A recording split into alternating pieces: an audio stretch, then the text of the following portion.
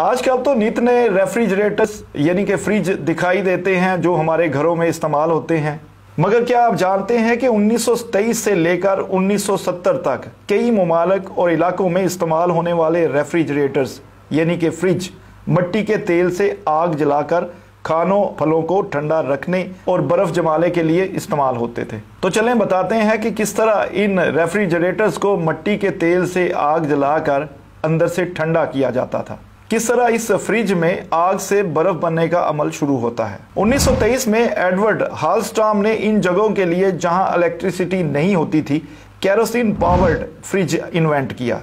Kerosene refrigerator अमूमन अशराफिया या फिर हस्पतालों में इस्तेमाल होते थे। एशियाई ममालिक खुसूसन इंडिया में 1950 से 1970 की दहाई में यूनिसेफ की जानिब से बड़ी तादाद में केरोसिन रेफ्रिजरेटर फ्राहम किए गए। भारत के बहुत सारे इलाकों का शुमार उस वक्त उन इलाकों में होता था जहां इलेक्ट्रिसिटी ना होने के बराबर थी या बिल्कुल सिरे से थी ही नहीं। इनको खास तौर पर अस्पतालों में वैक्सीन और मेडिसिन को ठंडा रखने के लिए इस्तेमाल किया जाता था। हीटर पर मबनी रेफ्रिजरेटर एक एब्जॉर्प्शन अमल के जरिए काम करता था। ये बिल्कुल इसी तरह काम करता है जैसे स्पिरिट को आप हाथ पर लगाते हैं तो वो हाथ की हीट ऑब्जर्व करके इतना ही इसको ठंडा करता है। जब स्पिरिट उड़ जाता है तो हाथ पर ठंडक महसूस होती है। इसी अमल में रेफ्रिजरेटर के अंदर से हीट को ऑब्जर्व किया जाता है। इस रेफ्रिजरेटर को बनाने की थ्योरी ये थी कि जहां एब्सेंस ऑफ हीट होगी वहां कोल्ड होगी, यानी जहां गर्मी नहीं वहां सर्दी है। तो क्यों ना इसी थ्योरी के तहत रेफ्रिजरेटर के अंदर से गर्मी को दूर करके ठंडक पैदा कर दें। यही तरीका इस रेफ्रिजरेटर की इजाद का सबब बना। केरोसिन फ्रिज यानी कि मिट्टी के तेल से चलने वाला फ्रिज जो है आजकल के कंप्रेस्ड ड्रिवन रेफ्रिजरेटर से बिल्कुल मुख्तलिफ था।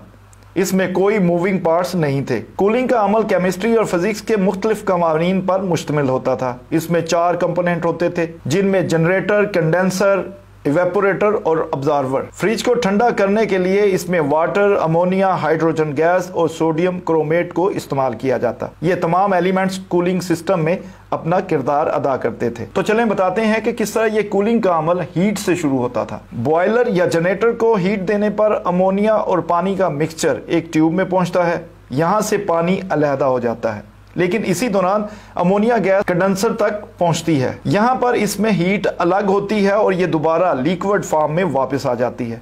जब इस अमोनिया के ड्रॉप्स एवेपोरेटर्स में मौजूद नाइट्रोजन पर गिरते हैं तो यहाँ एक केमिकल रिएक्शन फिर होता है और एवेपोरेशन का बड़ा अमल शुरू हो जाता है, जिसका रिजल्ट कूलिंग की शक्ल में सामने आता है। ये अमल चूंकि फ्रीजर वाले हिस्से में होता है तो वो इसके अंदर मौजूद हीट को अब्जॉर्व कर लेता है। इस एवेपोरेशन प्रोसेस के नतीजे में लिक्विड अमोनिया दोबारा गैस बनती है और अमोनिया सेकेंडरी एवेपोरेटर में पहुंचती है जहां से फ्रीजर के अंदर मौजूद हीट अब्जॉर्व करती है। इसके बाद यही गैस दोबारा उसी पाइप के जरिए बॉयलर में वापस आती है और पानी और हीट के साथ मिलकर दोबारा यही अमल शुरू हो जाता है। यह एक किस्म की साइकिल चेन होती है जो चलती ही रहती है।